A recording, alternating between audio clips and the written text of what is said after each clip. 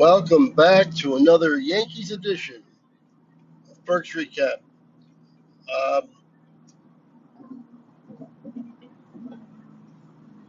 it was an up and down first half. I say first half just because we're at the All-Star break, the proverbial first half, but we know the season is well past half over. But it was up and down. I was really hoping to go in on a high note into this break, taking 2 out of 3 from a really good team, the Cubs, after sweeping another pretty good team in the Mariners, and feeling a lot better about the team in general and the bats. And, the pitching staff is what it is, but we'll see if we can piece it together still. And, it's a mixed bag right now. I don't know. We lose 2 out of 3 to the Cubs. Like I said, a good team, no harm, no shame in that. But the bats went silent again in the last 2 games. The first game they won 11-0. They shut the Cubs out, and the Yankees put up 11 runs. So that continued. That was our 4th win in a row right there, and it was really, it was like the best night. In terms of how you're feeling about the team, and the bats had just come alive. They were coming off a good series where they scored a lot of runs, and they come out in the first game of this series and score a lot of runs again. Rodon, if he can be this Rodon, we still have hope. But he's got to be this Rodon in the playoffs as well. But he's continued his very good year. This is 8 innings, 4 hits, 1 walk, 8 Ks, and a win. His 10th win of the year. Brings the ERA down to 3.08. No runs, obviously, because they shut the Cubs out. Efros came on at the end for the last inning. 6 for 13 with runners in scoring position. Yes, please. 8 men left on base. Dominguez, 2 for 5, scored a couple runs. Bellinger, 3 for 5, 3 home runs, and it should have actually been 4. If you watched that game, you know that he was robbed in his first at bat, or one of the at bats. He was robbed of another home run, and then he hit 3 more anyway. So he could have actually had 4. But 3 home runs for Bellinger. He's now got 16. 6 RBIs on the day. He was the big hitting star, obviously. Ben Rice, 2 for 5, couple runs. Goldschmidt, 3 for 5, 2 RBIs. And Oswald Peraza getting in on a little bit, 2 for 4. So everything you're feeling real good on 7-11 day there. 7-11 on an 11-0 victory. Just feeling great. And then Saturday comes along, you got Max Fried, and you're like, okay, our best pitcher, even better than Rodon. Well, Max Fried did not have it.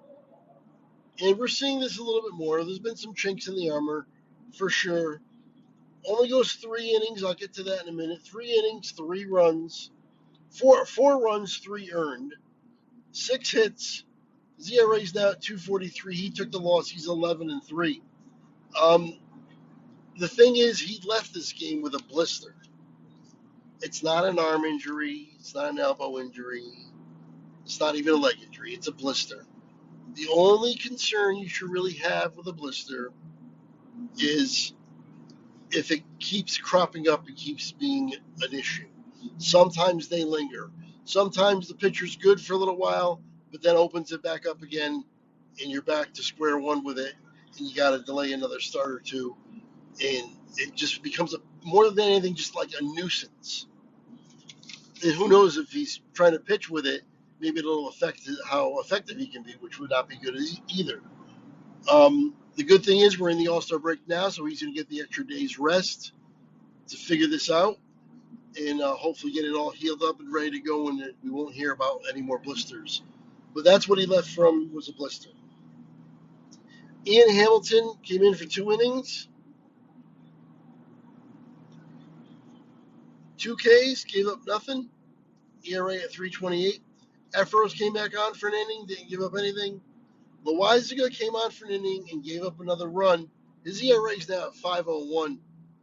The Loizaga hope is completely vanished now. I really had high hopes. I mean, we've seen him be absolutely dominant in years past, like literally like best reliever in baseball kind of dominant, like that good. I wasn't really necessarily hoping for that, but I was hoping for effectiveness, and we're not getting that. And I don't know what they're going to do about this. If they just right now you can't use them in high leverage situations. At least I don't think you can. So he gives up another run over an inning, a hit and a K. Tim Hill comes on, continues to put up great numbers. Another inning, nothing across, 2.32 ERA, and Brubaker came in, inning, a hit and a walk, and a 6.43 ERA. That's because he got knocked around so much before.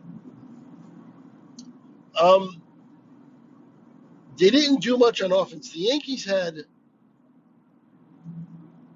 only 5 at-bats with runners in scoring position. They were 1 for 5. 4 left on base. Aaron Judge was the offense. He was 3 for 4, 2 RBIs, a run scored because he hit a home run. It's number 35. He was the offense.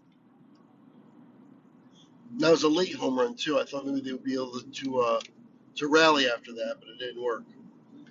So you go into Sunday's game, series tied, the rubber matchup, and they go out with a whimper. The hitting woes returned. Hopefully, it's not another trend of this, but they only had 2 hits as a team. 2 hits. That's it. Stanton was one of those hits, and he hit his 4th home run. That was the 1 run, and that's it. Will Warren with a tough luck loss. 5 1/3 innings, 2 runs. Not bad. You can take that. From Will Warren, 5 1/3, pitching into the 6th inning, giving up 2 runs. Take that every single time. ERA's down to 4.63. Ian Hamilton again. So Ian Hamilton came out in the last 2 games of the series here. Just 2/3 of an inning, but he gave up another run. He gave a run with 2 Ks and a hit. His ERA's at 3.47 after that. Tim Hill came on. And Tim Hill, with the good numbers for 2/3 of an inning, he also gave up a run. ERA at 2.49. Now, the good news is Weaver came on. And Weaver was Weaver. And this is the 2nd outing in a row where he looks like himself. An inning and a third, 1 hit, 1 K, no runs, ERA at 2.91. Hopefully Weaver's back. And Devin Williams, ERA now at 4.58. He goes for an inning, 2 Ks, gives up nothing across. Got the ERA under 5 by the All-Star break. I heard a stat somewhere that his last 22 outings, he's got like an ERA of 1.70 or something, and he's got 10 saves in the last 20. He's putting up the numbers that you would expect Devin Williams to put up, the numbers that we were expecting when we got him. The last 22 outings, really. So he's been fine. He's figured it out. The concerns for him are no longer there for me. Will he be perfect the rest of the way? Of course not.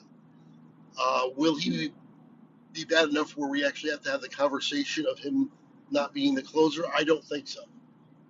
I think he'll give up the occasional run here and there. He'll maybe blow a save here and there, but not enough where they're going to make a change. He's the closer now, for sure.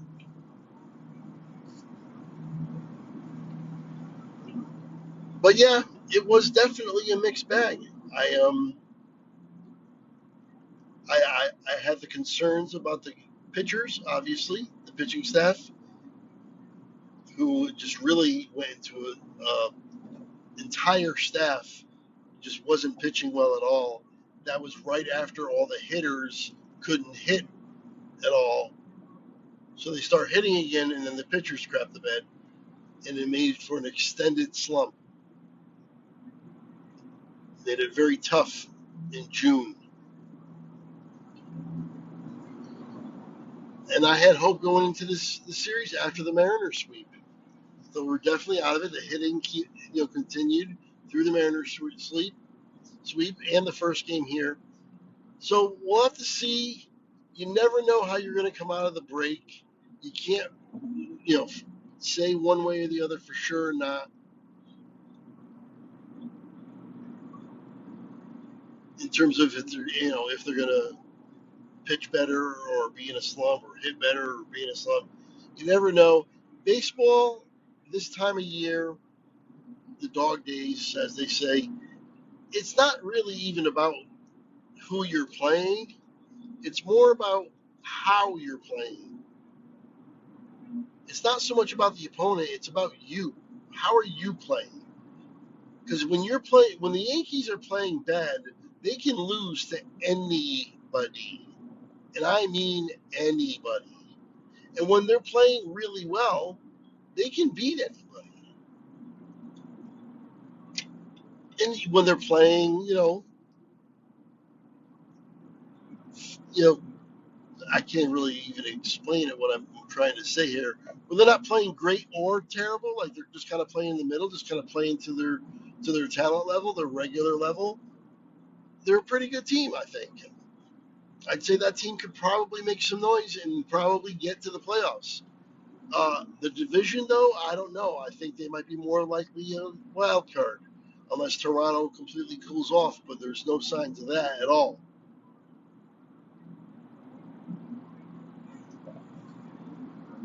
And Judge has to stay healthy. All these guys have to stay healthy. Judge made 3 spectacular catches, I believe, in the Saturday game.